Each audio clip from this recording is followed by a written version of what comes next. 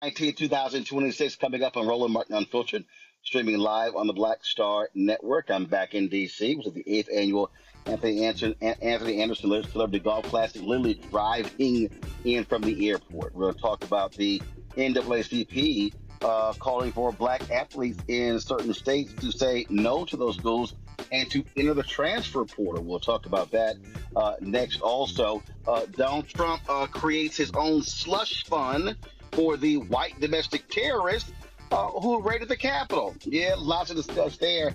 And we also are learning about the secret deal that he signed where the IRS cannot investigate him, his family members, or his companies. I keep telling you, this man is absolutely corrupt. Plus, we talk about the absolutely impotent governor of Colorado, Democrat Jared Polis, who let out an election denier who was unapologetic in cheating. Lots to break down. It is time to bring the funk on Roland Martin Unfiltered on the Black Star Network. Let's go.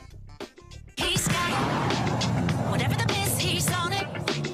Whatever it is, he's got the scoop, the fact, the find. And when it breaks, he's right on time and it's rolling. Best believe he's knowing. Putting it down from sports to news to politics. With entertainment just for kicks, he's rolling. It's on go, y'all. It's Roland Martin, yeah. Rolling with Roland now.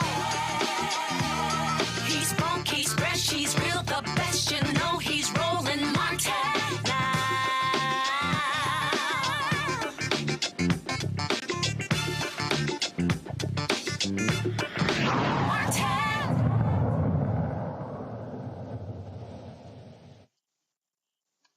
Southern states like Texas, Louisiana, Mississippi, Florida, Tennessee, and others are very good at targeting and ending black folks' political representation, but they cannot survive without black athletes in football and basketball. Well, the NAACP is calling, announcing their Out of Bounds initiative, calling on black players as well as alumni not to support those southern states that are engaging in attacks on black voting rights.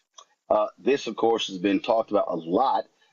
Some of the people have suggested that this is what athletes should actually do to withhold their talents. Of course, a lot of these same folks following Donald Trump and MAGA have been targeting DEI, have been targeting other black initiatives. So this out of bounds campaign, of course, which is national, and again, targeting black athletes, their family, alumni, fans, and supporters to withhold athletic participation as well as donations to these schools.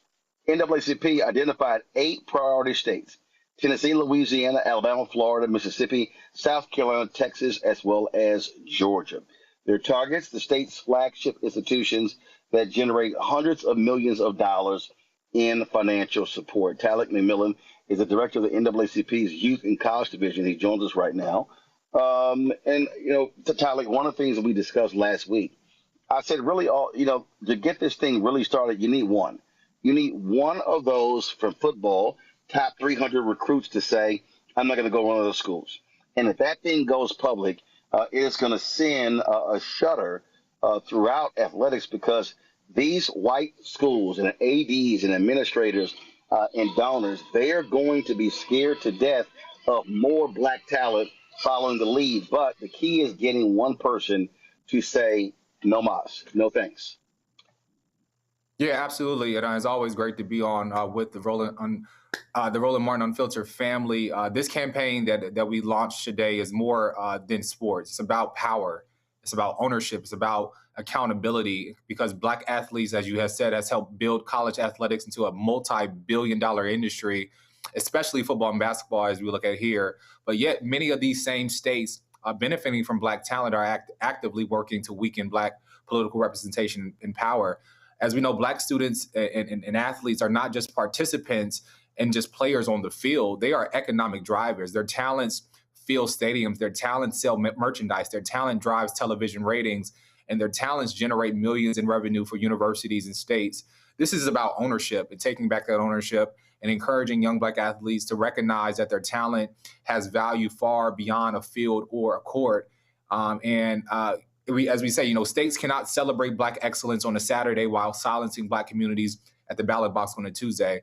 There cannot be applause for Black athletes while Black voting power is being erased. And so we got to take our ownership back. And so that is what this campaign is all about. What is the plan to educate these parents and athletes? Are there plans to hold forums? Are there plans to listen? The lists are public. These recruiting lists. Does the NAACP plan on sending letters or anything along those lines to each one of these top recruits? Yeah, absolutely. It's always a goal of the NAACP and especially the Youth and College Division to continue to train and to organize and give our folks the tools and the resources as we are rolling out these campaigns. But we also want to lift up the importance that we stand with our historically Black colleges and universities that have always stood at spaces where Black talent and Black culture and Black leadership cultivation has been central. And so whether that's redirecting our support towards those institutions and investing in our communities, or for the folks who have shown up for us, if it's having conversation about every commitment and every ticket purchase, as you mentioned before, every NIL partnership, every dollar that's spent that we understand carries political and economic weight. And so having those conversations about whether it's all at a cost. So how do we change that conversation and that narrative around what talent looks like? We understand it is, and it's in no way, shape, or form taken away from the fact of the win that athletes won with NIL partnerships. But to what cost will we allow the disenfranchisement and the cancellation of our representation in these states who continue to make billions and millions of dollars off of our talent? And I think also about NCAA and their comparison to Black athletes as owning them. We got to take ownership back of our talent. And we understand, even in civil rights movement, historically, economic pressure has always been the strongest tool in our movement, from bus boycotts to corporate disinvestment campaigns, collective action funds. They have forced institutions to respond when morality did not alone. And so this is an opportunity for us to force the hand of these universities to speak up when it comes to their Black students. Universities cannot continue to profit from Black talent, celebrate Black culture, and recruit Black students aggressively while remaining silent when those same students' rights and representation and futures are under attack. And so this is a campaign about accountability in totality. Does the NAACP plan on launching pickets at college football games in the fall? Meaning at those stadiums? I mean, as the strategy continues to develop, we are definitely looking at multiple approaches and working with, our state leaders to see what that approach look like and how we will. But there would definitely be further action as it relates to how we show up as the fall continues to roll out, as sports the schedules continue to roll out, and especially as the portal as being open and having conversations with those athletes and folks in the space, and also getting the advisement of student athletes and coaches, et cetera. We're continuing to do the work and having those conversations, but we are absolutely, as you mentioned, strategizing on ways of how we show up definitely in the fall. All right, then, Tyler McMillan, we really appreciate it. Thanks a lot. No, thank you. I want to bring my pal, Dr. Mustafa Santag Ali, former senior advisor for environmental justice at the EPA. He joins us out of D.C. Also joining us on the panel, Randy Bryan, entrepreneur, author, speaker, and creator of the Truthing Gang. Dr. Larry J. Walker, associate professor, University of Central Florida. Glad to have all three of you here. I mean, at the end of the day, Randy, you got to hit him in the pocketbooks. I've always said, I called Saturdays during college football season DEI Saturdays. I said, these schools, they love to see their Black talent running up and down that football field, on basketball court as well, but they damn sure don't give a damn about them in other places. And they've been very clear about how they feel about us. They have stripped us of our rights. It seems like every day we're hearing of a new way they've stripped us of rights. And even these specific colleges that, in these areas that we're talking about have completely killed their DEI program. So what they're saying is, we are not going to protect your children while they're here. We don't care if they have equal access. We don't care if they, have any issues on campus facing racism or sexism. And these kids provide so much to the schools. We have to understand, particularly in the sports like basketball and football, that those make the most money, and they fund the athletic department. So when little Susie or Jethro is going to college and he's on the road team, there are Black men and Black and women whose bodies are paying for that. They are funding those scholarships for those kids and the entire athletic programs for those kids. And yet they won't protect the kids. Yet they're telling us that even our votes don't matter whatsoever. And we have to decide at some point that we must sacrifice. I mean, I hate that we have to ask this of them, but this is where we are in this country right now if you're paying attention. And I've seen some people push back and say, oh, we're asking them to give up too much money. The people who are making the money are the schools, and they're making it on the backs of our children. Understand that fewer than 2% of our children go to the draft, basketball or football, once they've played at these schools. So this is it.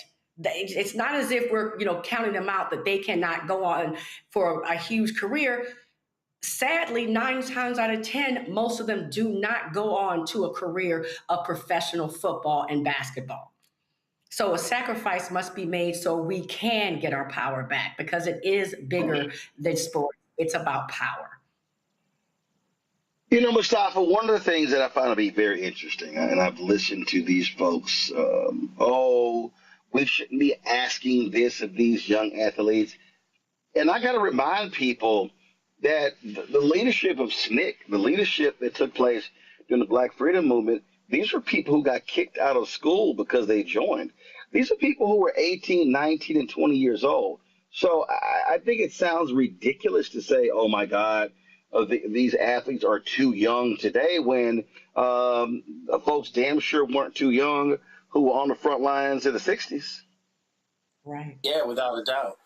And, as a former athlete, former college athlete, my heroes were people like Harry Edwards over at San Jose State, when he created the program, the Olympic Project program, and he was a really young person at that time.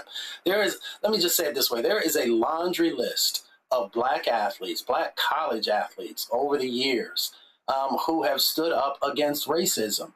Now, the question becomes, do we get behind them? Do we support them? Do we make sure that the mechanisms are in place if they decide to transfer schools or to go to, or to choose another school? We just got to make sure that all those pieces are in place. So, yes, throughout our history, young people have done transformational actions and have given a lot.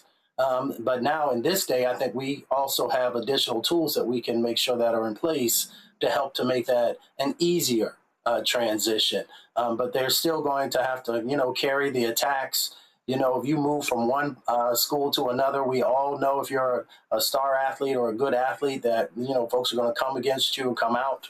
But we can make sure that we put our arms around them and make sure that they know that the sacrifices that they are making are important and that they're not alone. Well, Larry, the thing is, you break this thing down. We have to recognize how many schools we're talking about. I mean, let's just say Texas. When you think about this call, you're thinking about Texas A&M, University of Houston, Texas Tech. You're thinking Sam Houston State. You're thinking Tarleton State. You're thinking Texas State. I'm thinking about all of these public institutions that have football programs. Then, of course, if you start talking about Louisiana, you got LSU, and then you got a host of state schools, and then Alabama. So not just the University of Alabama. You start going Mississippi, Ole Miss, Mississippi State, other schools. And then you start talking about Florida, we're talking Florida, Florida State, Central Florida, Florida International University. I mean, it goes on and on and on. And so, so it's a number of states being impacted, and that's a lot of black athletes we're talking about. I think the key here is not that we can expect, Larry, a ton or a groundswell of individuals getting into the portal. I think what the real goal here, Larry, is to have several of the top recruits come out and say, I'm not going to go to those schools. I'm going to go to Big Ten schools. I'm going to go to schools out west. And that's really what the goal here is, I think. Yeah, I think, Roland, you highlighted a really important point. And so we should be really clear for those who are watching. When it comes to revenue-generating sports and NCAA, black bodies are the ones who generate revenue, whether we talk about football and basketball. But, I watch a lot of college sports and pro sports, and you're right. We've got to get some athletes who, and many of these students who were, feel removed from the civil rights movement, have to be committed to taking a stand, like the A&T4 did, decades ago. And you're right, Roland, it just takes one or two students, top-tier athletes, not just to not commit to these schools, but articulate that they're not, and the reason why they're not committing to these schools. Because it's we talked about the attacks on the civil rights movement, and it's impacting these students in their lives. So when you commit to these students, particularly in these states that we've highlighted, those that the NAACP has highlighted, these states have made it clear where their priorities are.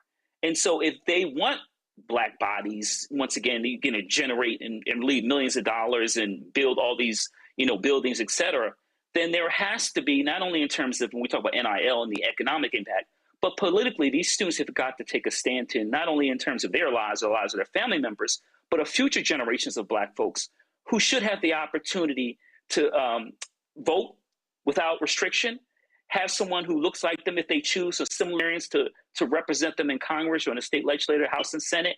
But we're not seeing it right now. And black athletes are going to have to take a stand. And if you don't take a stand now, then when will you? But also think, Mustafa, what this really requires, it's really going to require an aggressive education effort by the NAACP.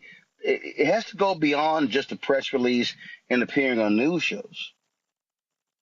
Without a doubt. You hit the most important point right there.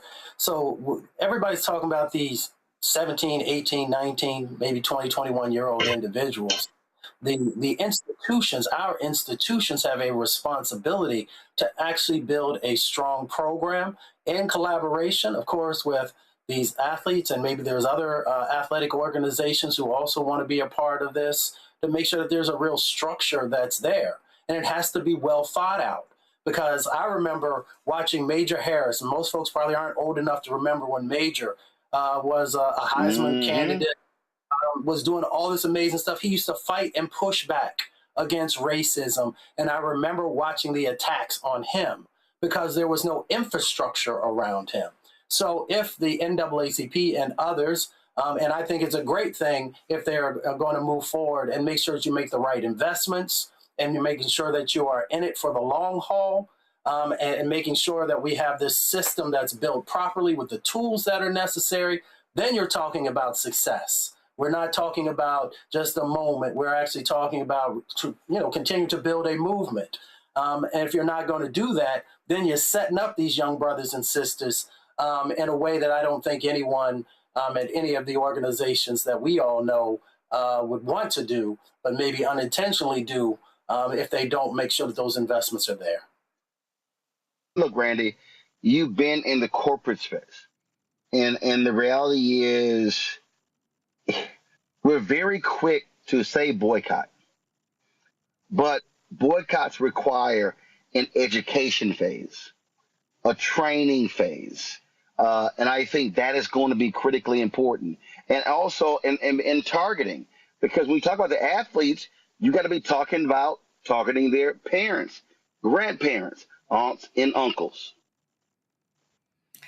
You bring up a really good point. It's particularly the parents. I'm a mother of two sons, and I know that we all have great hopes for our children.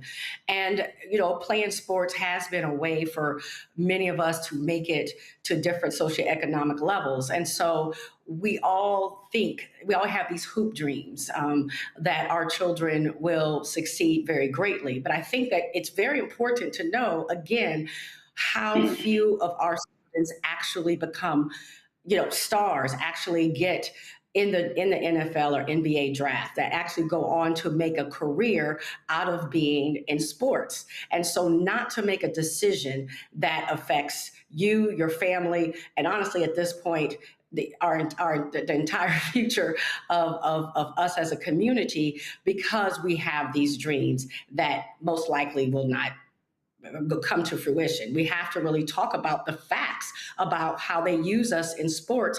And they're the ones who have always greatly benefited from the usage of our bodies. On the backs of Black men, particularly, is where many white men and institutions have become very rich. And I think that we need to publicize those numbers, because they don't try to show us those numbers. They like to show us on the weekends the story of the impoverished Black kid who made it out because of his talents. And those stories are beautiful. But we should not fool ourselves into thinking that that is the norm, and to recognize that we are being used. And there's a reason why they call particularly football teams the continuation of the plantation. They need to be aware. And we assume that people know this, but we know that the United States blocks us from knowing the information that we need to know. And they put out there, we're very great. Our country is great at propaganda and making us think that everybody has a shot. And one thing I always think about too is, let me tell you, if your son or daughter are the next, great big player, they're going to get them. They're going to come get them regardless of what school they go to. I promise. Well, I think, Larry, this is really going to, the onus is not simply on the high school players and the college players. It's also on Black folks who went to PWIs, who support them, the wearing of gear, sending them money, buying tickets to the games, all those different things, watching the games, boycotting them with the eyeballs. And again, but it has to really be a well-planned and executed strategy to have maximum impact. Absolutely, Roland. And you had a guest on. I know he's representing the NAACP Youth Division, and you pressed him on what's the plan. And I think what the NAACP is proposing to do is a great idea. But you need a blueprint, and so you need short and long-term range goals. What's the communication strategy? What's the political strategy? So you really need to have all that outlined, in my opinion. And I'm assuming that they've done some of this work before you announce something like this. But it really, there's an opportunity for this to make this work. But like I said, it has to be planned out properly. You talked about alum not wearing paraphernalia, certainly not making donations, and not just Black folks. We need to call on white folks. But also, Roland, I think we need to talk about what the role also Black coaches, not just head coaches, but assistant coaches and trainers, et cetera, what their role also is in terms of this boycott. Because, we're asking for those individuals who work for the employers, we're asking athletes not to attend these institutions. But we have to highlight many of these individuals who recruit these students are Black coaches who go out for these predominantly white coaches and recruit these Black students. But we do have to make sure that whatever the next steps are, that we've talked about, that there's clearly an educational component that outlines why this matters and the long-term impact. The last point I want to make, Roland, is I want to talk about what happened in 2015, University of Missouri, when they had those Black students call for a boycott and eventually led to the president, I think, Chancellor, resigning. It was when Black football players got involved in that advocacy work that things began to turn, and that the individuals at alum, et cetera, saw what the economic impact is. So we need Black players to take that same mentality from those 2015 University of Missouri football players. Well, it was no different when the Mississippi State football players said, I'm not going to play ball if that Confederate emblem was on that flag. That was on June 20th, June 30th. The governor signed a bill into law getting rid of it. So that thing happened in 10 days because the white coaches said, man, we ain't going to be able to survive without these black players. They have power as if they use it. Going to go to a break. We'll be right back. Roland Martin Unfiltered on the Black Star Network. On a next, A Balanced Life with me, Dr. Jackie, a relationship that we have to have. We're often afraid of it and don't like to talk about it. That's right. We're talking about our relationship with money. And here's the thing. Our relationship with money oftentimes determines whether we have it or not. Balancing your relationship with your pocketbook. That's next on A Balanced Life with me, Dr. Jackie, here at Black Star Network. A decade of love, joy, and power. Black Voters Matter is 10 years old, and we are just getting started. This is love with a purpose. This is Black joy in motion. This is unstoppable power. Across campuses, neighborhoods, and back roads. Let's go! We show up not just to vote, but to be seen, to be heard, to belong. We ride together, we organize together. We remind each other that our voices matter, because they always have. Black Voters Matter is about more than ballots. It's about housing and healthcare, clean water and living wages, education, reproductive freedom, and dignity. It's about turning pain into action, turning belief into movement, turning community into power. We don't wait to be invited. We bring the energy. We bring the love. We bring the people. Because when Black communities come together, we don't just survive, we thrive. This is how change happens. This is how history moves. We organize, we build, we win. With medicine and science under attack, I want to keep you and your family informed and healthy. I'm Dr. Ebony Hilton, and I knew at the age of 8 that I wanted to be a doctor. So I studied hard and became the first African-American female anesthesiologist hired at the Medical University of South Carolina since its opening in 1824. And I always say I was made into a doctor, but I was born to be a mom. And as a new mom, wife, sister, daughter, and friend, I understand how frightening a medical crisis can be. I care for individuals on some of the worst days of their lives, and it's my mission to provide you with a safe space to gain clarity on issues affecting your mind, body, and soul.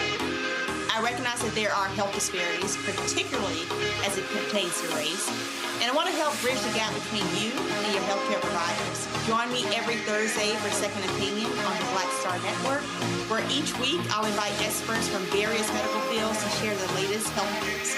Is infertility, menopause, andropause, nutrition, and aging. Together with my medical colleagues, we aim to provide you with a second opinion. Don't miss it, Thursdays only on the Black Star Network. Hatred on the streets, a horrific scene, a white nationalist rally that descended into deadly violence. White people are losing their damn minds. As an angry pro-Trump mob storms the U.S. Capitol, we've seen shooting. We're about to see the rise of what I call white minority resistance. We have seen white folks in this country who simply cannot tolerate black folks voting. I think what we're seeing is the inevitable result of violent denial. This is part of American history. Every time that people of color have made progress, whether real or symbolic, there has been what Carol Anderson at Emory University calls white rage as a backlash. This is the rise of the Proud Boys and the Boogaloo Boys. America, there's going to be more of this. Here's all the Proud Boys, guys. This country is getting increasingly racist in its behaviors and its attitudes because of the fear of white people. The fear that they're taking our jobs, they're taking our resources, they're taking our women. This is white fear.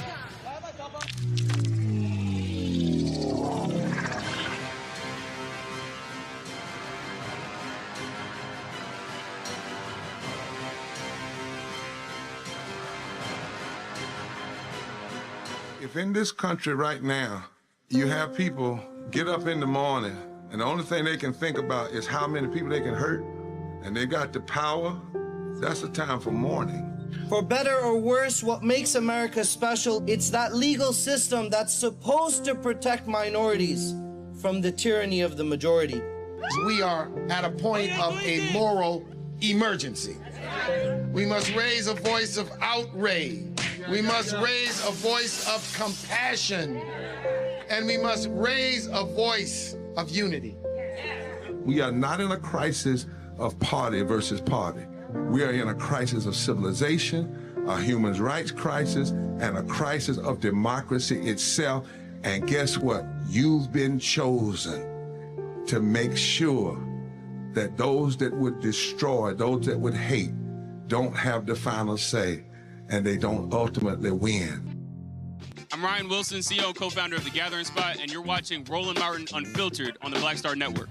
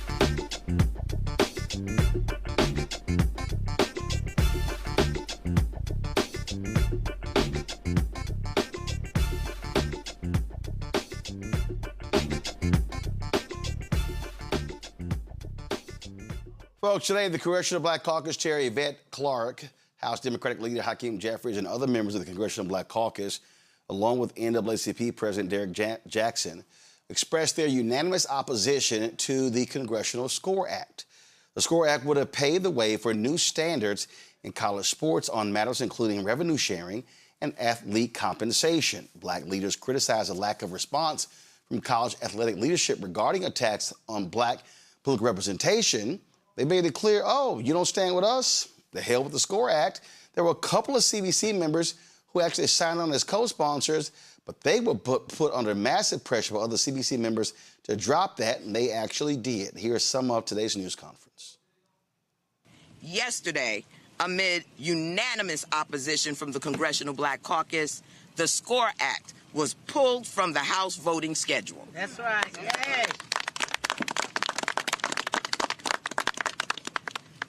We want to be clear. The issue was never simply about one bill.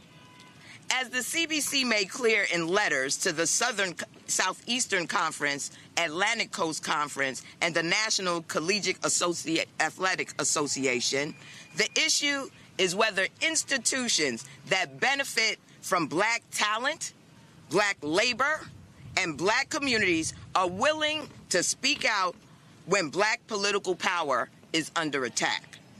In the wake of the Supreme Court's Calais decision, states across the South have moved rapidly to redraw congressional districts in ways that dilute black voting strength, weaken black representation, and undermine decades of hard-fought civil rights progress secured through the Voting Rights Act. For generations, black athletes have helped build college athletics. The success, visibility, and cultural influence of major athletic conferences and institutions are inseparable from the talent, labor, leadership, and cultural contributions of black communities. Yet, at this very moment, those same communities are facing coordinated attacks on their democratic representation. Too many leaders across college athletics have chosen silence. To be clear, black political representation is not a side issue, and this is not politics as usual. In this moment when black representation is under attack, it is important for the CBC to keep in their tradition of being the moral of the Congress, but the moral of conscience of this country. No representation, no revenue, no one black should be on a playing field of institutions that's living off of our labor, and yet in states that are seeking to reinstitute a sharecropping reality. It is not the responsibility of Black America to hold individuals who should know better accountable for doing better. As soon as the United States Congress stand united to ensure our Constitution represent all of us, we will be a better nation as a result. 55% of all African Americans live in the former Confederate South. But the 55% of us who live in the former Confederate South, we will not tolerate a Confederate mentality on our labor, on our ability to contribute, and our ability to be to have representation. In this moment, our democracy is in crisis. This is not about partisanship. This is about true representation. And for the NAACP, we will fight with all we have in solidarity with the Congressional Black Caucus to ensure that we have representation, or if we don't, we will withhold the talent that play on the football field or on the basketball court, be them men or female, in this moment. This is an unprecedented moment featuring an unprecedented attack on black political representation, and therefore it requires an unprecedented response. That's right. We are here standing in solidarity with the NAACP and its call for athletes to boycott institutions within the SEC that belong to states that have unleashed these Jim Crow-like racially oppressive tactics, which is unacceptable, unconscionable, and un-American. And we believe that the silence of these institutions is complicity. That's right. And we will not stand for it. So let me explain to y'all what these white schools did, especially in Alabama. They were putting pressure on and really, really going after Congressman Shamari Figures and Congresswoman Terry Sewell to sign on to the SCORE Act. It's like, huh? Now, the Figures did. Sewell resisted, but then Figures backed off. So what these white schools wanted, Larry, was for the CBC to do their bidding. The SCORE Act absolutely is about trying to end or significantly lower the revenue that athletes are getting. This ain't got nothing to do with the athletes. These are white folks who are mad at the athletes are getting paid.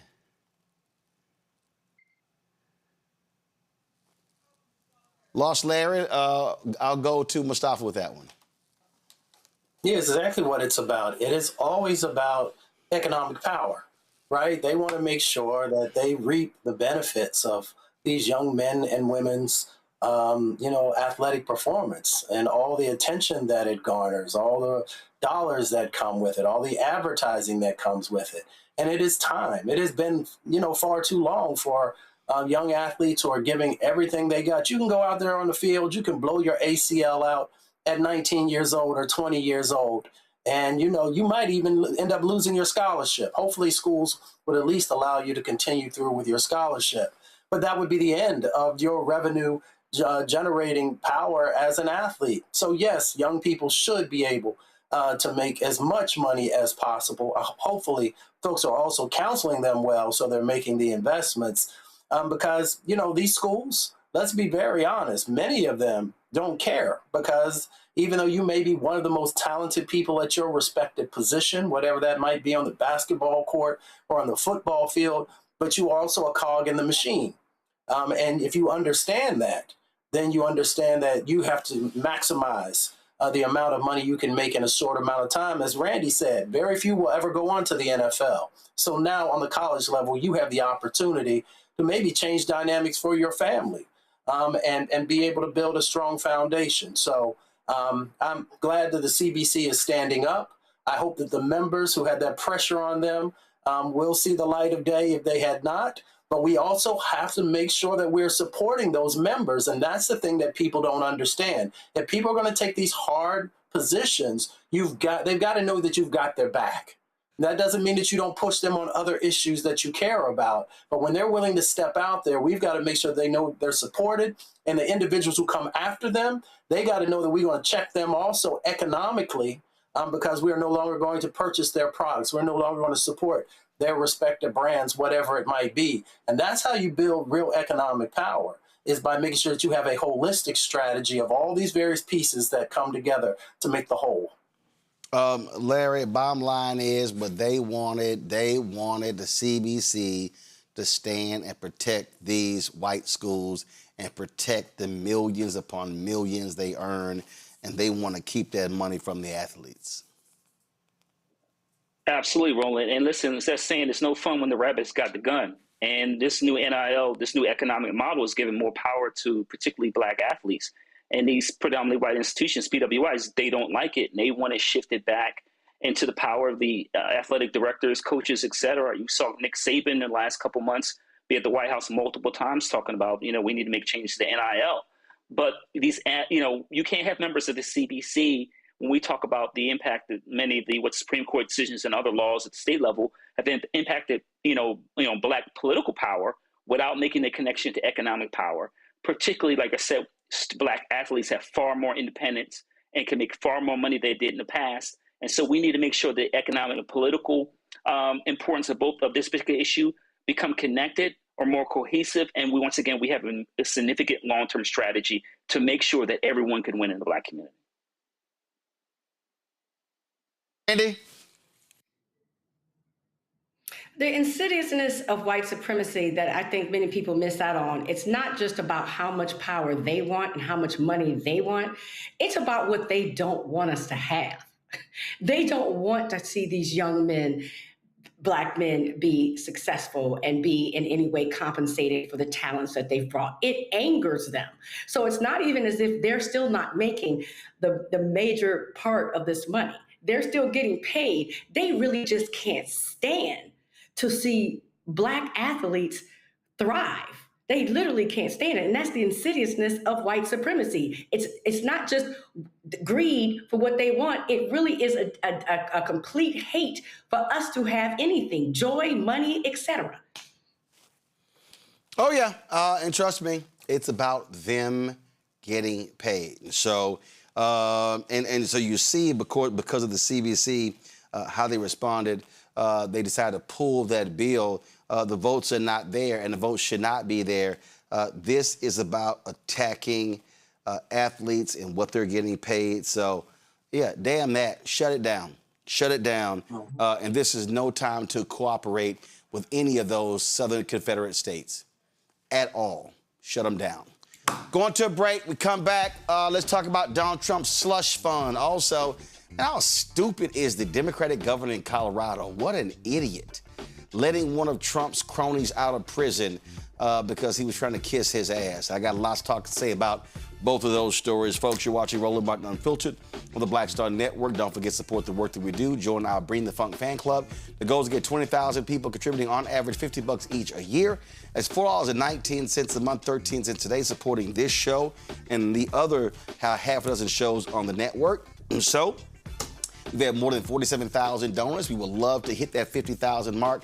So please support us. Cash App, use the Stripe QR code. Just hit right here on the screen. As for credit cards as well. Checks and money order, make it payable to Roland Martin Unfiltered. P.O. Box 57196, Washington, D.C. 20037-0196. PayPal, R. Martin Unfiltered. Venmo, RM Unfiltered. Zelle, Roland at RolandSMartin.com. Roland at RolandMartinUnfiltered.com. We'll be right back.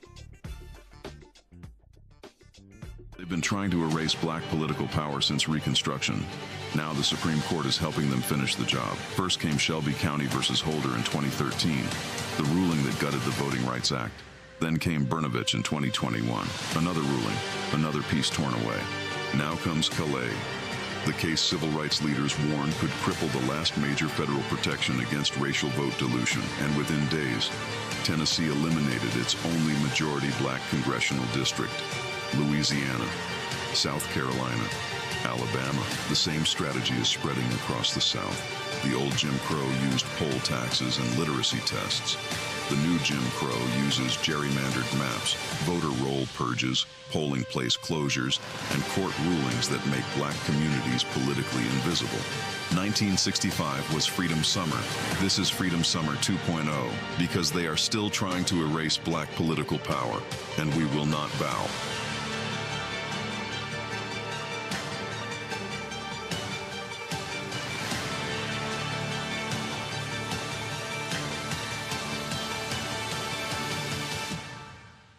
I'm Brittany Noble, Midwest-born, HBCU educated with experience in newsrooms across the country. Well, I've teamed up with Roland Martin to bring to you The Breakdown. This isn't just news. It's our stories, our voice, our community. Join me for The Breakdown, Monday through Friday at midday, only on the Black Star Network. Hi, I'm Swing Cash, Basketball Hall of Famer, and you're watching Black Star Network.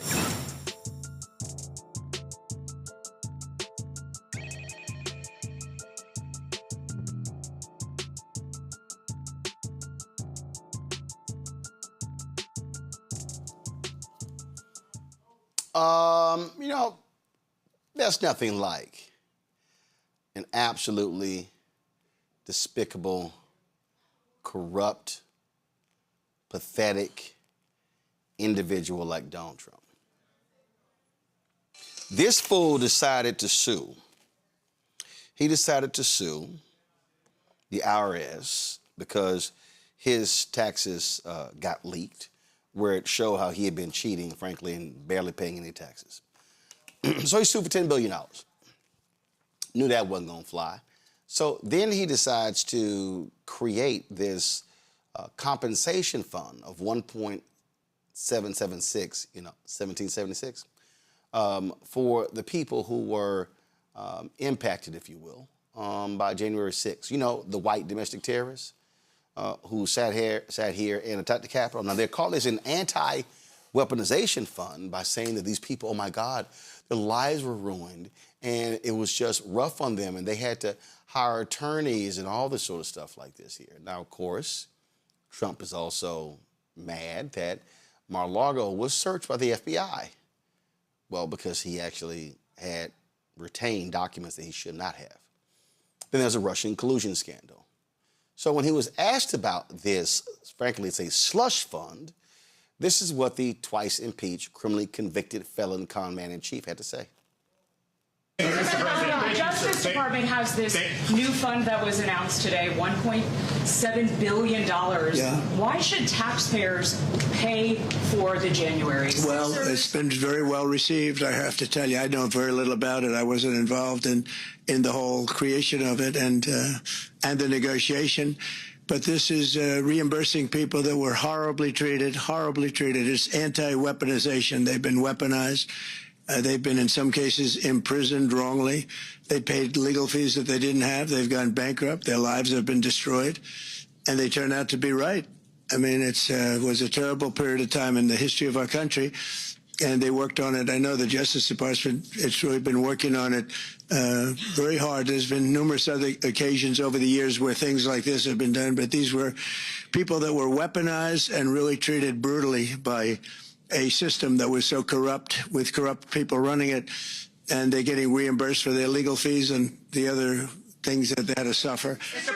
Now, check this out. We Attorney General, Todd Blanche, Trump's former personal attorney, to not do any audits or investigations of Trump, his children, their companies, or any other people related. Excuse me? This is a fund that they can shield from the public. It's a slush fund, pure and simple. And all of these Republicans, quiet. They're quiet because they don't want to hurt his feelings. They don't want to anger him. They know this is wrong. This is beyond atrocious. And I dare say, Larry, that, and some have already said, at the creation of this fund is absolutely grounds for impeachment.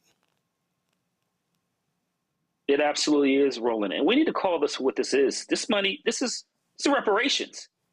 I'm still waiting for my 40 acres and a mule. So I think that with the phrasing, we need to describe it as reparations. That's essentially what's going on. So all these years, and they're telling black folks that they can't get reparations. Well, individuals who are responsible for trying to overthrow the government, they qualify, and we know why they qualify. But you're right. Look, Roland, this is just one of another thing every single day you could use to impeach the president. But this is corrupt. The other thing is, for people who are watching this here in America, this is unheard of to see a president in this level, in terms of what you're trying to do in terms of monetarily benefit him and his family. But this is what happens in authoritarian governments. And if you understand world history, this happened consistently. And so now here in the United States, we're learning what authoritarians do in terms of, compensating individuals who commit crimes, enriching their families. But once again, this is another example of something illegal that the president is doing. The Republicans are simply turning a blind eye. It was President Obama. It would be a five-alarm fire, and this would be all over the news, and we would hear about it nonstop. Not only that, check this out, y'all. This is unbelievable. So this is the thing. They are barring the IRS, Randy, from any past, present, or future investigations. The United States releases, waives, acquits, and forever discharges each of the plaintiffs from and is hereby forever barred and precluded from prosecuting or pursuing any and all claims, counterclaims, causes of action, appeals, or requests for any relief, blah, blah, blah, blah, blah. Are you serious? Like, what? So it's like, oh, yeah, y'all go right ahead. Y'all can cheat on your taxes for forever. Yeah, that for the rest of his life. No, not just his life. Everyone in his family's lives. They can commit any crime that would be against the IRS and get away with it and will never be investigated. I mean, when has anybody that you know in this country been protected from being prosecuted should it be needed? It's never happened before. And that these people are so weak that they are allowing this man that much power is absolutely unbelievable. Just when I think I cannot be surprised, I am surprised again, even more. And I really also want to touch on these reparations that these thugs, these criminals are being given, this $1.7 billion that they're being given. And of course, we've never been touched. I think people will focus on what's happening now, but what they need to understand is what he's setting up for the future. He is sending a message to all of his followers that should you act a fool, commit a crime, try to tear apart democracy, attack a building, attack our leaders in 2028, I will protect you. You will not only suffer, you will be well rewarded if you show out like this. I believe he is setting up an army. I really do, to fight these battles as he tries to completely ignore the Constitution. Folks, Congressman Jim McGovern wanted to add an amendment to stop the slush fund. Republicans refused to even vote for it and would not even allow there to be a debate on it. Listen. Committee add a new section to the rule providing immediate consideration of H.R. 7711, the No Rewards for January 6 Rioters Act. So this bill would prohibit the use of federal funds to compensate individuals who were prosecuted for their involvement in the attack on the United States Capitol on January 6, 2021. Additionally, my motion would self-execute an amendment that would require the Attorney General of the United States to disclose any payments made by the so-called Anti-Weaponization Fund, which was created by the corrupt settlement agreement between Donald Trump and his own administration. This secret slush fund should be an outrage to every American, no matter your politics. I would urge a yes vote on my motion, and I yield back. The question is on the amendment. All those in favor signify by saying aye. Aye. Those opposed say no. No. The noes have it. The amendment's not agreed to. They love the corruption, Mustafa. They love it. They love it. They love it. They do love it. I mean, I got a tax law book over here. I'm gonna have to take a peek because down the road there's going to be a time when folks are going to have to be able to defend some of these actions inside a court. You know, the other thing that's really mesmerizing is the fact that we've had these black farmers who have been brutalized, who had to go out and get attorneys, and weren't able to receive any type of help. So this $1.7 billion could actually go to them because under former administrations, they did not live up to the letter of the law to make sure that these individuals were protected. Well, I see it's going to be incredibly difficult also when these folks go back home trying to get reelected, and you got folks who can't afford to send their kids to school, folks who can't afford to eat, folks who are dealing with inflation, folks who are dealing with a laundry list of things. And you're going to have to be able to justify how you gave your taxpayer dollars, gave their taxpayer dollars away, billions of dollars away. So they do love their corruption. They love their corruption because the courts haven't been doing what they're supposed to do, because Congress hasn't been doing what it's supposed to do. The question becomes, what will the voters do in the midterms? Well, Larry, the top lawyer of the Treasury Department stepped down moments after this was announced. I am quite sure those two things are connected. Yeah, absolutely. I don't think that's a coincidence. And Roland, we need really, folks working for the Trump administration, certainly we need more people to take a stand on this level of corruption. Because his family, they've built billions of dollars from the United States government, Treasury, et cetera, various other ways. And so we need more people to take a stand and come out publicly and talk about why they're resigning, not simply resigning, but why they're resigning and the level of corruption they're seeing. And they have to be prepared for whatever repercussions come with that. And just so we're clear, Randy, the thugs that attacked the Capitol, they're the victims. Mm-hmm. Right. They're the victims, and the people that were attacked are the ones who did something wrong. That is the way he has framed this. And he talks about the way they were treated horribly, even though these people were found in a court of law to be guilty of the crimes. But this man has no respect for the justice system, except for the one that he's now created and completely running to benefit himself. Yeah. And then you'll love this one. This is the other thing. Once the funds are deposited into the designated account, the United States has no liability whatsoever for the protection of safeguarding those funds, regardless of bank failure, fraudulent transfers, or any other fraud or misuse of the funds. So basically, if you commit a crime with the funds, it's all good. We know now that one individual who was molesting his children tried to pay them off by saying, I'm about to get paid, I'll pay you from that. So what we know, Mustafa, they've been trying to create this fund for the last year. And Trump, he's full of shit. But I didn't know anything about it. Yeah, right. He most definitely knew about it. I'm sure he's been briefed on it numerous times, was excited because he thinks it's a part of his get back, right? This is the get back and the kickback. The kickback is actually the dollars that are there. One of the things you didn't raise is that there's supposed to also be formal apologies that are also tied to the individuals who will receive these funds, these taxpayer dollars.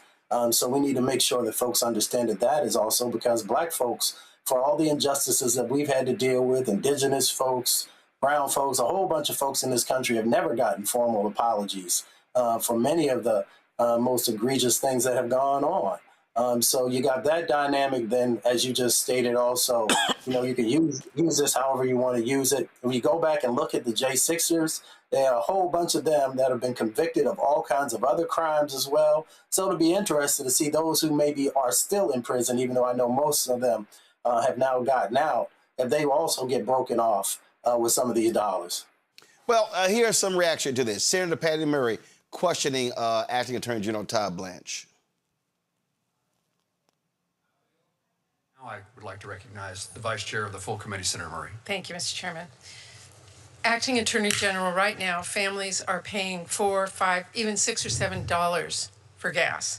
Inflation is at its highest level in years because of the president's policies.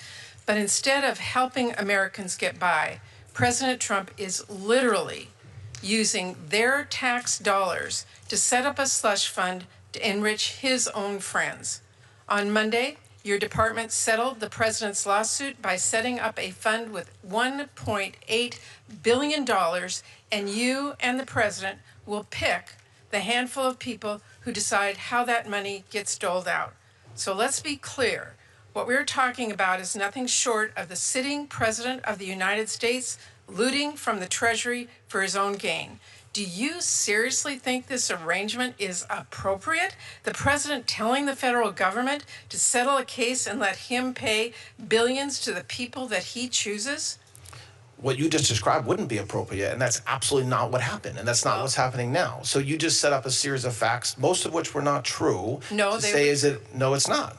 I mean, the president has set up a slush fund, however you want to say that it got set up, and he literally will get to choose through his hand-picked appointees who gets paid that fund. That is absurd. The president did not set up this fund. It's not a slush fund. It's been done many times. We have lots of funds. Well, I heard your response earlier to Senator Van Hollen. This is not comparable to the case that you cited. A judge was not involved. This is the president versus himself setting up a fund. The judge wasn't involved in the distribution in the Keep Siegel case at all. It just wasn't. There was a single commissioner that was set up, not five. And so when the judge signed off on that case. Yes, it was at a much later point in litigation. That's right. My point. That is all of our point. And I just have to tell you, this is corruption that has never been more blatant or more right-sped. What is happening is you write the check, Trump and his cronies cash it, American taxpayers who are already being whacked with high prices are going to foot the bill. That's what we are seeing today, and that is what many of us are really, really angry about. All right, so that was Senator Patty Murray. Then this is the Republican Senate Majority Leader John Thune when he was asked about this. I got the impression he really didn't want to have to address this. Listen. The acting attorney general was up here on Capitol Hill testifying where we got a lot of questions about this new $1.8 billion weaponization fund. A short time ago, the Department of Justice laid out some additional terms of this settlement in terms of the IRS, saying that the IRS is forever barred and precluded from prosecuting or pursuing future examinations of the president. Do you believe this is a legitimate fund, and do you believe those terms are fair? I think that there are and will be, continue to be, a lot of questions around that the administration is going to have to answer. Oh, so they're going to have to answer a lot of those things. Okay. All right. ABC's John Carl challenged J.D. Vance on this very issue at the White House. And listen to this lackey. Eligible to apply for this fund. I mean, you're eligible, but I assume you're not going to apply, and you don't think you should get money out of this fund. Of course. So isn't it just as easy to say that people that attacked police officers should not get taxpayer money from this fund? Well, look, John, we're not trying to give money to anybody who attacked a police officer. We're trying to give money, not give money, we're trying to compensate people where the book was thrown at them, they were mistreated by the legal system. Sometimes, you know, we do have, John, in this country, innocent until proven guilty. We do have people who were accused of attacking law enforcement officers. That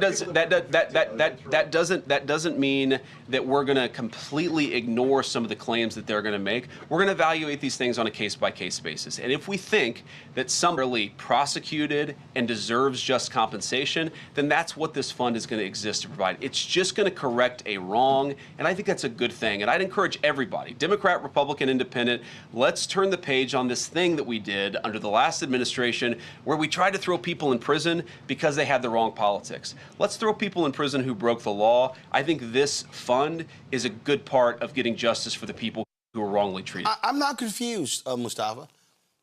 Many of them were convicted. They went through the legal system. They were convicted. And in fact, here's what people don't understand about a presidential pardon. The pardon requires for you to admit you actually did not what you're accused of, what you were convicted of, and why you're getting a pardon. They went in front of a jury of their peers. Americans across the country heard the facts, the evidence, and made decisions if someone was guilty or innocent.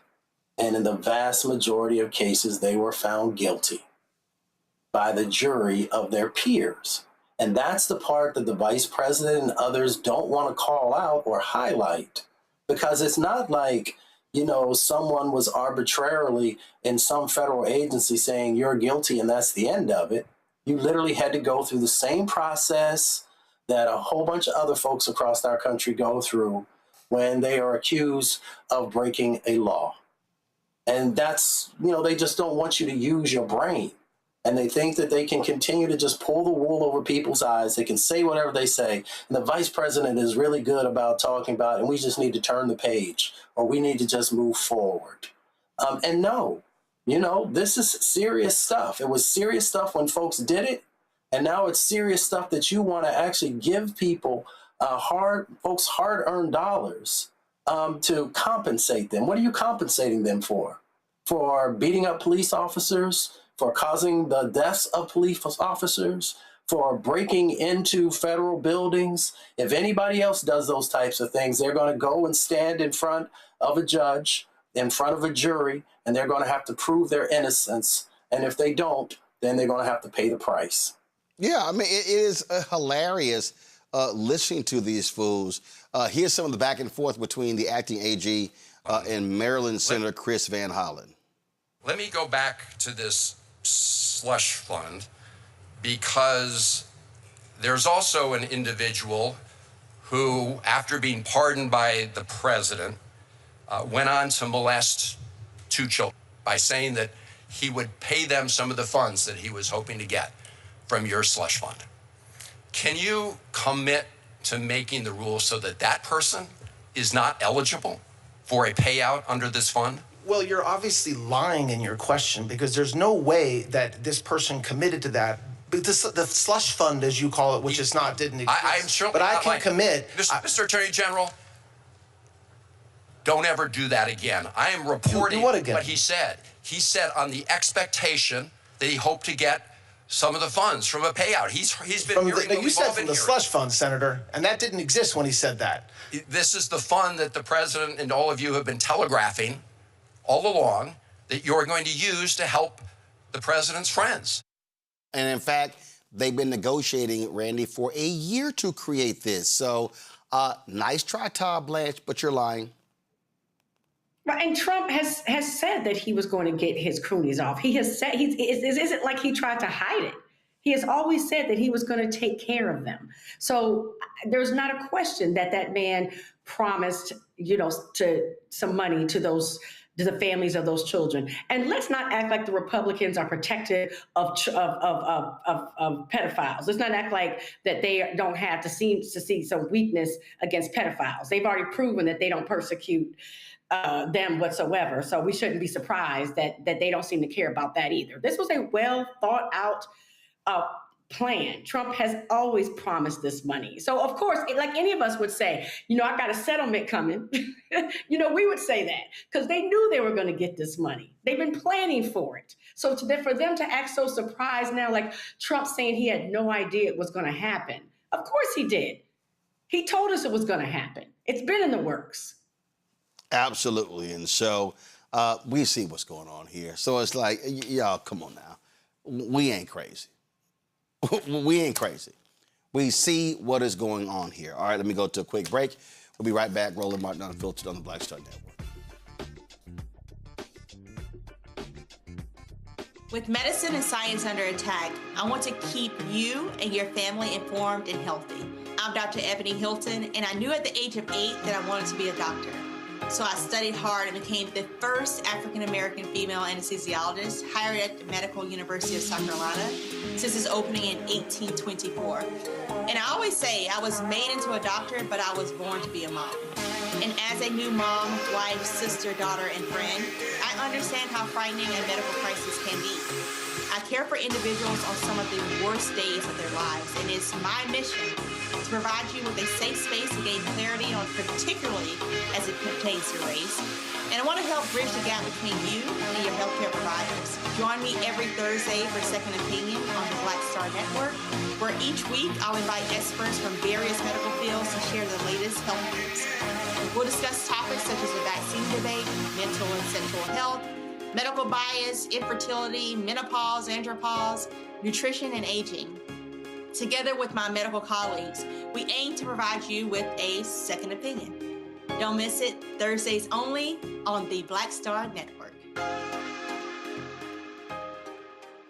How you doing?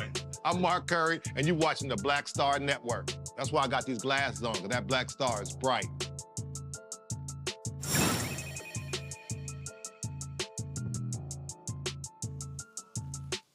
Folks, North Carolina pastor Lauren Livingston lit into Paula White, the woman Donald Trump goes to for so-called spiritual guidance. Man, Livingston did not hold back, lighting into her silly ass. When T.D. Jakes was having these woman thou art loosed conferences, I was appalled at 50, 60, 70, 80,000 women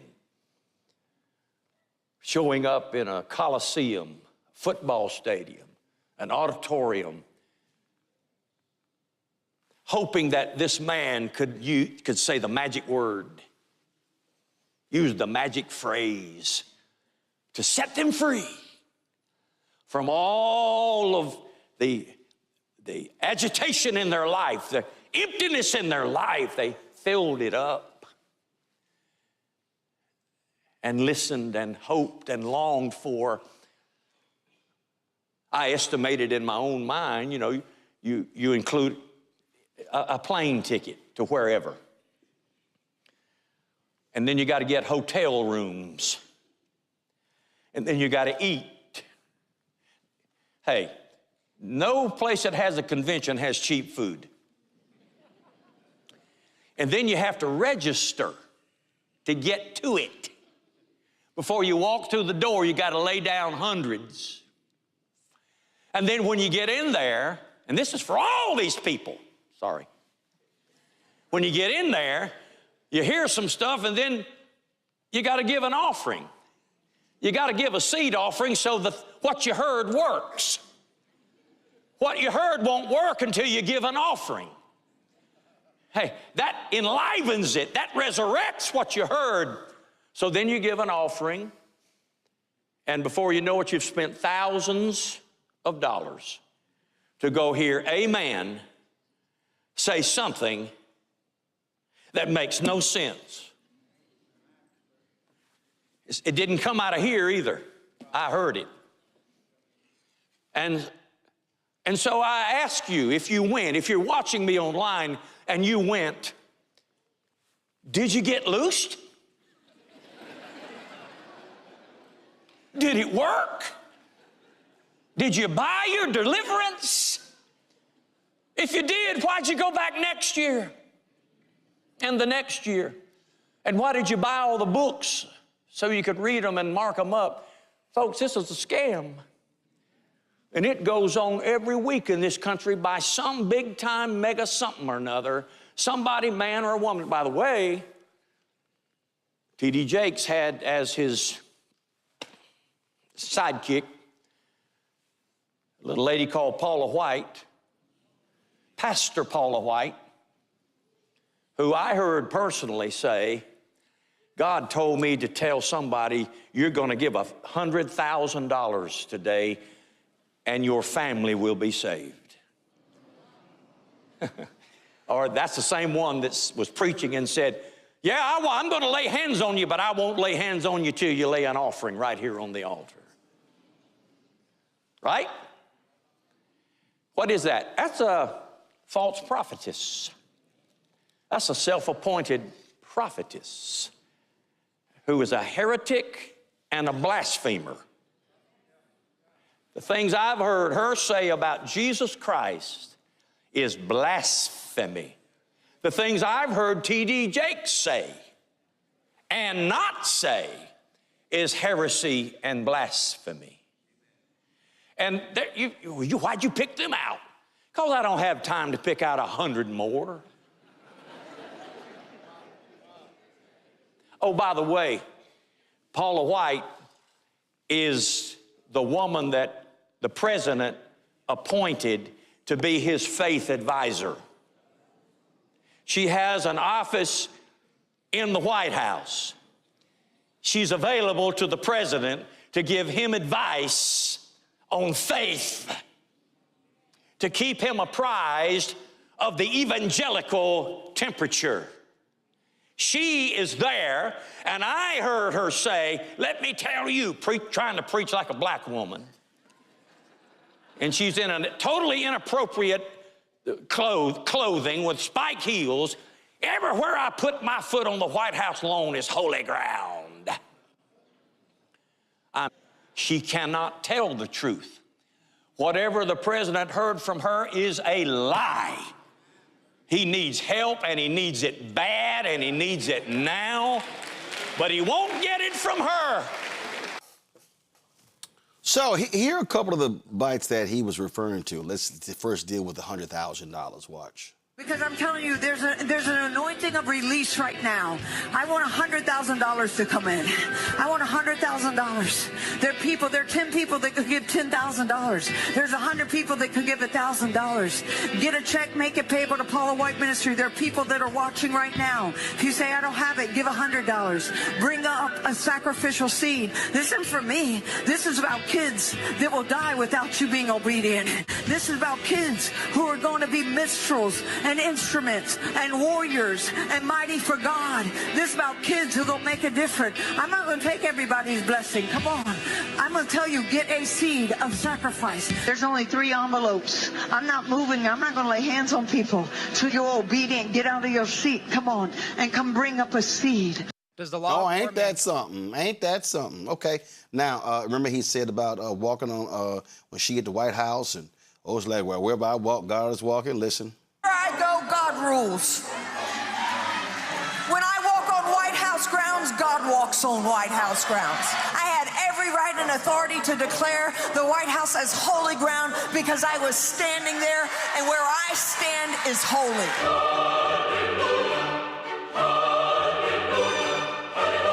To say no to President Trump would be saying no to God. And I won't do that. We are in a spiritual war right now. Let every demonic network that has aligned itself against the purpose, against the calling of President Trump, let it be broken, let it be torn down in the name of Jesus. You want me to tell you what my thoughts are? The thoughts of the King of Kings, the thoughts of the Lord of Lords. I'm downloading heaven. Hey!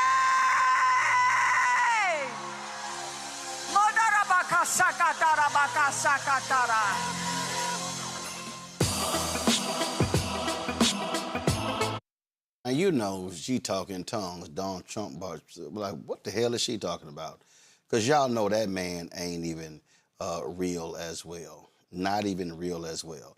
Then you got him, then you also got that ignorant fool, Lorenzo Sewell. That's that crazy, ignorant black preacher out of Detroit. Listen to what this fool said at that white nationalist gathering over the weekend called Rededicate 250. Lorenzo, a lot of people say that the church and politics should be separate, but there's an overlay in a lot of that. What would you tell people? Well, Jesus was a politician. Jesus was crucified for a political term. You're no friend of Caesar. Jesus, on his crucifix, it said that he was a king, right? So we're a country whereby our founding fathers understood we can't be a country that has a civil law without a moral law. They knew one was able to inform the other. They would have never had this false dichotomy of the church and the state. They would have said, no, the church needs to be leading the state. He doesn't believe in this church and state. But so when you're Trump and you're being led by these idiots, well, it's no shock that that's the kind of stuff that you would hear. And so just a little bit more batshit crazy Paula White. This is the video that she had them play at Rededicate 250. Again, if you want to see Pastor Botox. Check it out. America has faced moments when the soul of this nation was tested. The abolition movement did not rise from politics alone. It emerged in the wake of the Second Great Awakening, a spiritual revival that swept across our nation and called America back to God, to repentance, and to the truth that every human being is created in His image. From churches, prayer gatherings, and camp meetings, a moral conviction began to awaken in the conscience of the nation. And many of the voices God used were women of faith who prayed, taught, organized, wrote, marched, and courageously stood against the evil of slavery when silence would have been easier. They understood that faith was not meant to remain within the church walls, but to shape the moral character of a nation.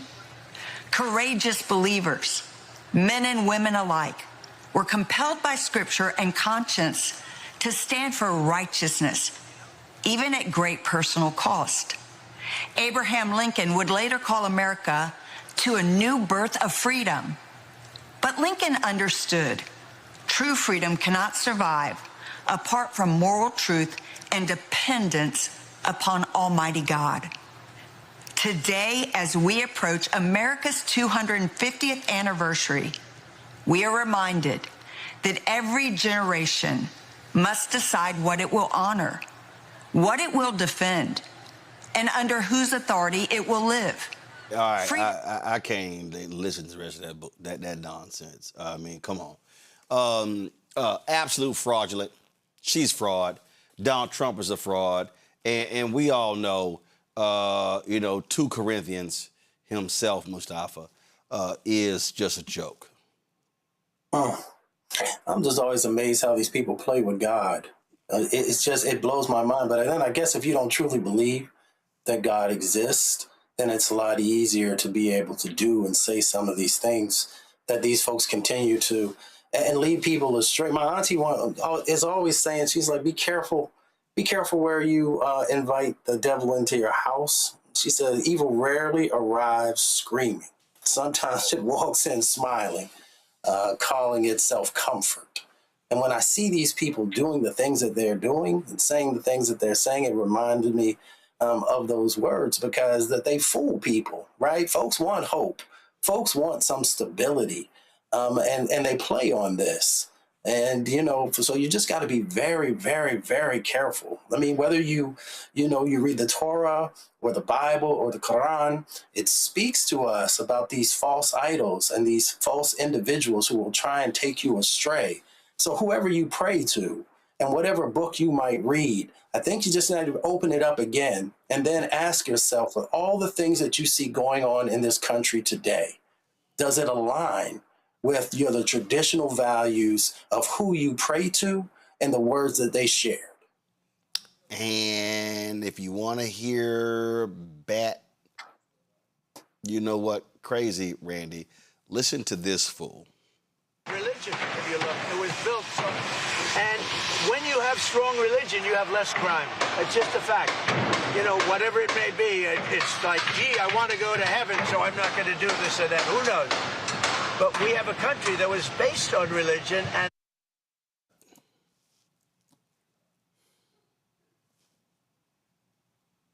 How is the felon going to talk to us about religion? That's the part that's hilarious. He is the head criminal in charge. So how is he going to talk to us about religion? And it's funny you bring up the lady before. I just heard her main name just skipped me. You know what her education is? She's never been to a school of divinity. That woman has never led a Sunday school. Do you hear me? She has a business where she uses to peddle religion and God. She has a business. She started enterprises. She started writing books. But before then, she had never been to a school of divinity. She's never led a Sunday school class. She is a hustler, period. And so she and Trump are one and the same. But the audacity of that man to talk about religion and crime goes down, and he's a criminal, a convicted criminal. I can't get over it. I literally just can't get over the hypocrisy. It's Larry. Go ahead. So, Roland, to Randy's point, it reminded me of the song, Rick Ross, "Every Day I'm Hustling," because that's basically what we're dealing with. The other thing is you cannot pray to the God of capitalism. And this is really what is at the root of this, is the intersection of capitalism and white nationalism. And so we need to really be clear about what's happening.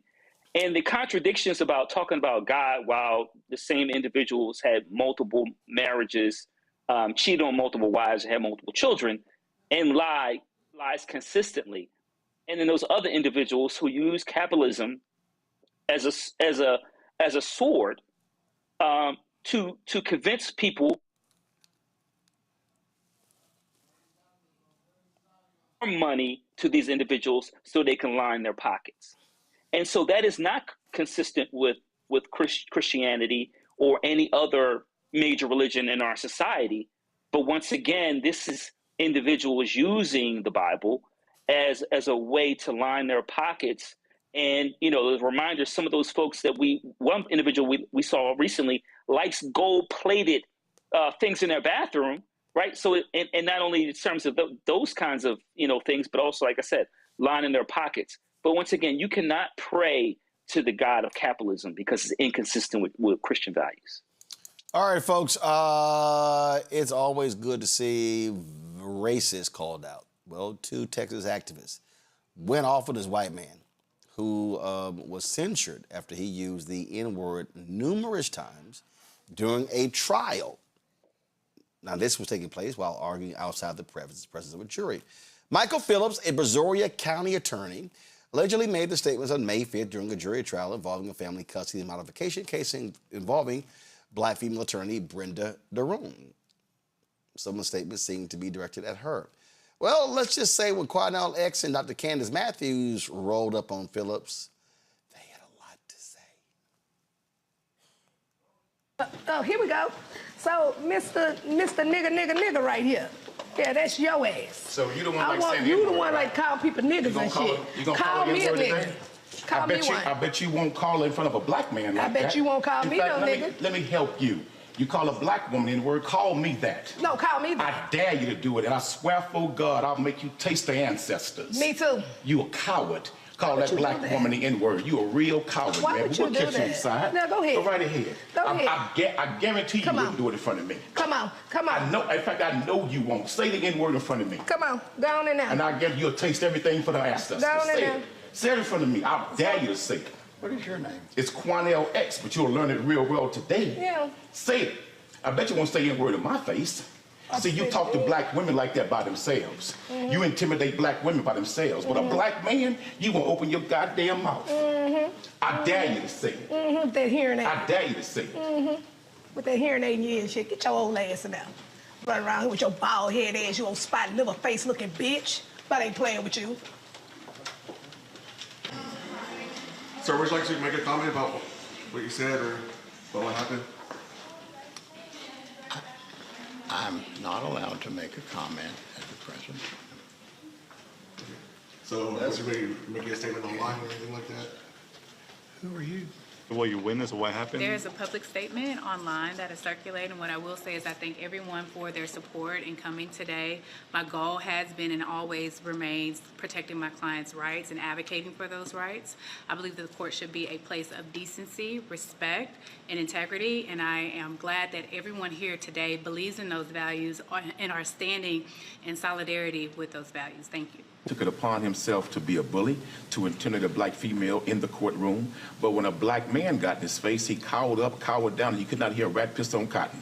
At the end of the day, this man's a coward, and we're not going to tolerate anyone bullying black females using the N-word and think he can intimidate them and frighten them, and those sisters don't have backup. No, we will rise to the occasion and send that bigot a clear, crystal message.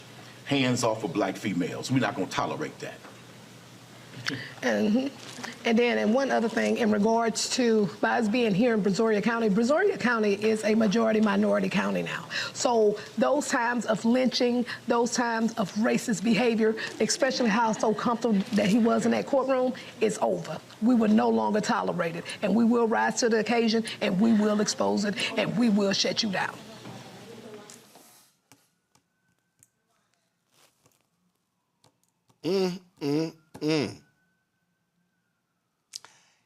Cat got his tongue, Randy. When I tell you, I watched that video about 8 times this morning. Started my day off so lovely. I'm gonna make you taste the ancestors. I'm gonna make you taste the ancestors. That's classic. That's classic. And did you see him turn as red as his tie? Yeah, I thoroughly enjoyed that. I needed some of that relief after what we've been going through lately. Thank you so much to them. Thank you so much.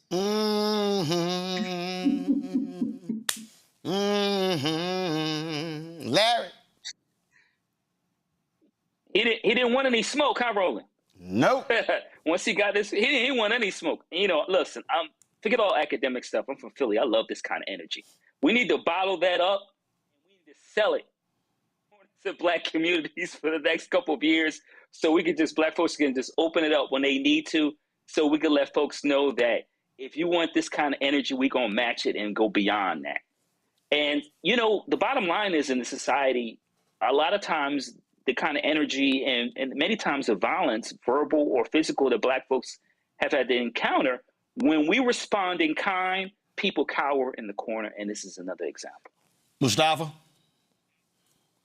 I'm just excited watching Larry get fired up. You know, I mean, I was raised with individuals like Brother X. So when I see that, you know, it just reminds me of the responsibility that we have as Black men to make sure that we are protecting our community and protecting our women.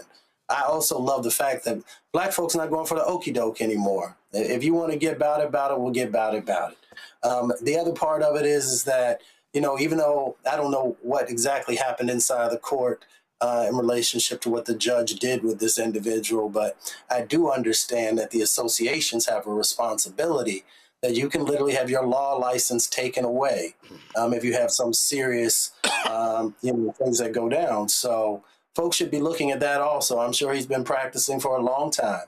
Maybe it's time now for him to take a rest and figure out that he's in 2026 and not 1946. Well, all I gotta say is, when y'all decide to be racist, and y'all decide, I just keep telling y'all, all you maggots, don't let Trump get your ass whooped. See, I know that racist decided to hop his ass up in the White House, and y'all like, oh, we can go ahead and just say we really think. Okay, Team Whip That Ass gonna be showing up. I'm just letting y'all know. Hashtag Team Whip That Ass will be making frequent appearances across the country. And in fact, Team Whip That Ass might look like they on tour if y'all keep it up. It's time for Black Star Network headlines with Brittany Noble.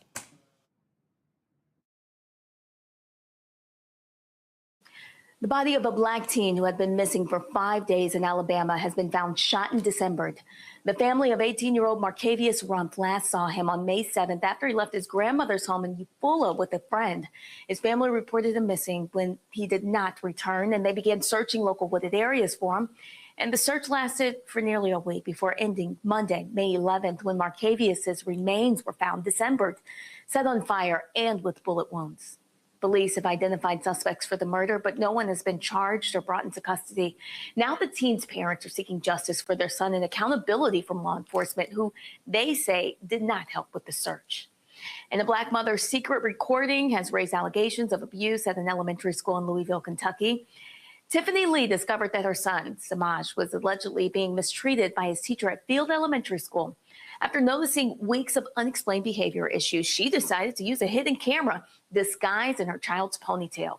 The recording appears to show an assistant teacher aggressively yelling at the child, who is severely autistic and nonverbal. While the hidden camera does not clearly capture the visual details of the interaction, the audio clearly reveals the teacher yelling. School staff discovered the hidden camera and alerted the principal, and as a result, the student was sent home for the rest of the day. And school officials say they are still reviewing the incident with the school district. And a school district in Tennessee has banned Alex Haley's book Roots due to a specific paragraph. This decision adds to a growing list of 119 books banned over the past 2 years. According to a spokesperson for Knox County School Board, the removal of Roots was not due to its historical themes, which recount the story of Haley's ancestors, including the enslaved Kunta Kinte and his descendants after they arrived in the United States. But instead, the ban was based on Chapter 84 of the book, where a particular passage was deemed sadomasochistic. School leaders in Tennessee's 2022 Age-Appropriate Materials Act is cited as a reason for their decision to remove the book. Although Roots has been banned from library shelves, the committee's ruling still allows for material from the book to be taught in the class. And the Trump administration is proposing to increase the refugee admission ceiling for the fiscal year 2026 to 17,500, specifically for white South Africans. That's according to an emergency determination sent to Congress and obtained by CNN. In 2025, the administration reduced the number of refugees allowed to enter the country annually to 7,500, focusing on white South Africans. This was a significant decrease from the previous year's ceiling of 125,000, which excluded some of the world's most vulnerable populations. Trump justifies the decision to resettle Afrikaners in the U.S. by making claims that a genocide is taking place in South Africa, stating that white farmers are being brutally killed and their land confiscated. However, South African authorities have strongly denied these claims. The Trump administration is rolling back key Biden-era protections, focusing at limiting dangerous forever chemicals in the nation's drinking water. The Environmental Protection Agency will rescind and restart regulations on several PFAS chemicals linked to cancer, hormone disruption, liver damage, fertility issues, and weakened immune systems. PFAS, short for per and polyfluoroalkyl substances, have been used for all the way since the 1940s in products. And the chemicals do not break down easily. They can remain in the water, soil, and human body for decades. The EPA says the Biden administration failed to follow proper legal procedures when it comes to creating the rules. Restrictions on two of the most studied PFAS and PFAS will remain in place. However, water systems can now request additional time to comply, extending some deadlines from 2029 to 2031. The decision could leave millions of Americans exposed to contaminated drinking water for years longer, much longer than expected. All right, Brittany, folks, be sure to catch the breakdown of Brittany Noble every day, noon Eastern, right here on the Black Star Network. The breakdown, Brittany Noble every day, noon Eastern on the Black Star Network. Going to a quick break. We come back. Our Shop Black Star Network Marketplace segment. Back in a moment.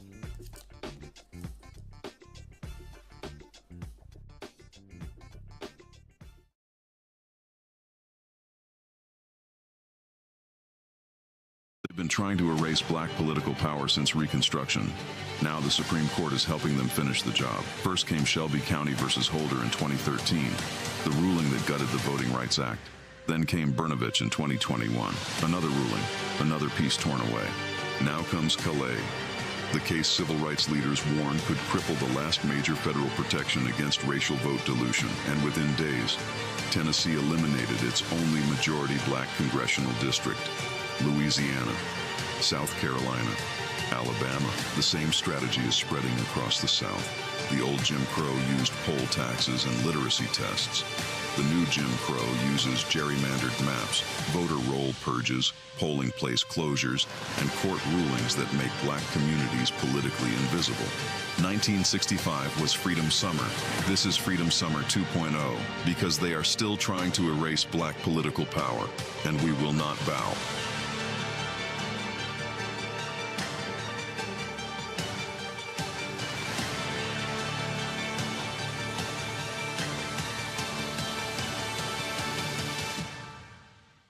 I'm Mark Morial, President and CEO of the National Urban League, and I'm watching the Black Star Network.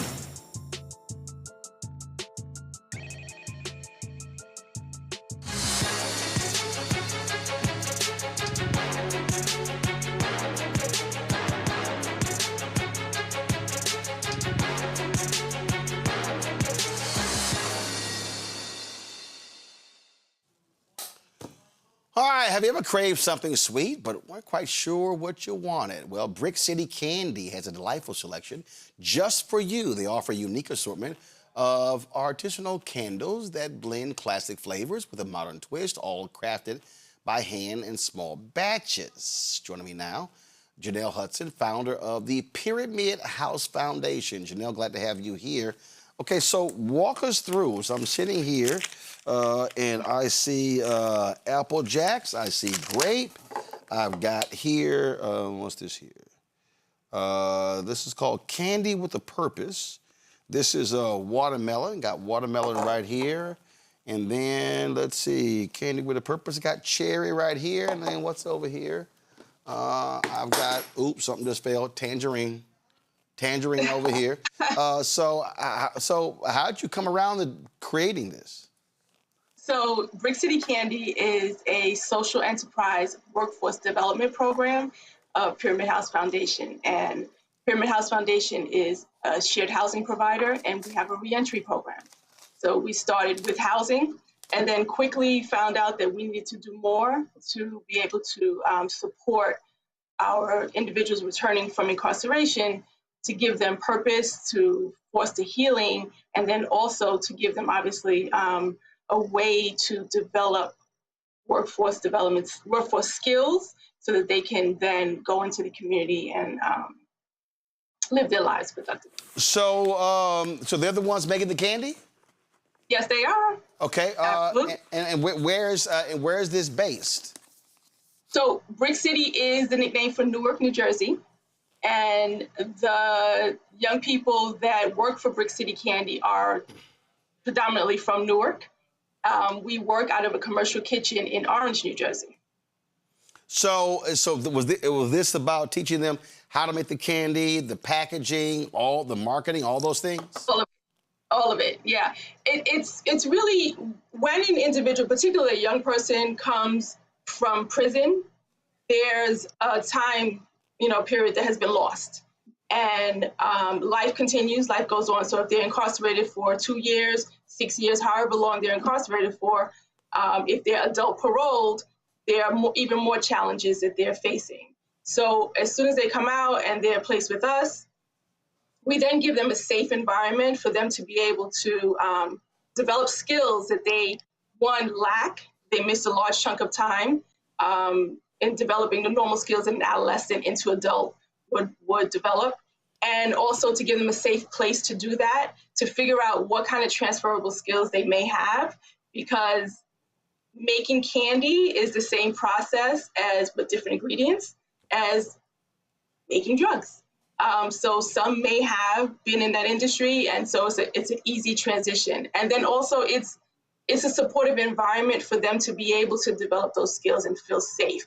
If a young person comes out directly out of prison and goes into, let's say, a Costco's to work or a Target or wherever, they're not in a safe place to be able to develop the skills. So working for Brick City Candy for the period that they're with us, they're able to comfortably develop the skills that they need to then launch and go about their lives. Questions from the panel. Let's see, Larry, you first. Yeah, thank you for all your work. And I guess my question deals with, some of the challenges you mentioned coming out for, returning citizens, the challenges they encounter. Some end up back and incarcerated. So what are your overall rates in terms of your success rates in terms of keeping individuals back at home with their families, developing workforce skills, going to college, et cetera? Yeah, so I would say it's a higher success rate for the older population, but for the under 30s, the recidivism rate is much higher. So the success rate is you have a better chance when they're older. For the under 30s, there's a lot more that needs to go into it. And I actually call the process the extraction from that life and to give them direction. One thing that really needs to happen and happen in a big way is healing past traumas. So I was lucky enough to develop and find my tribe of people who do this kind of work and can support the work that we're doing and supplement it with healing. So we partner with a group called Inside Circle, out of California that runs healing circles. And we have our young people participate in the healing circles here in New Jersey. They also offer it here in New Jersey. And the purpose is, having some way to be able to contribute and change the dynamic of what they previously did before incarceration, to start to see the community, to start to express creativity, because there's something very healing when you are being creative, and then to set themselves on their path. So I wouldn't really measure success for the under 30 population as not going back.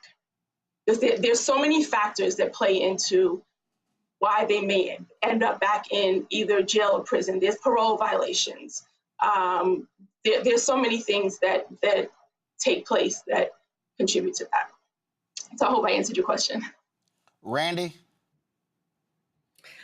I love what you're doing. I know that it's a challenge to get people back in the workforce or re-enter society. Is there a training program? Because I know the point is not just making candy, but the point is to prepare them to function in society. So is there also like a training program that teaches them even how to fill out an application, how to have an interview, and things like that? Or right now you're just focusing on?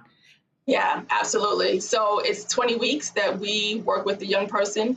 We have a partnership with the state of New Jersey, the Youth Justice Commission, and we train them on interviewing skills, resume writing and development, how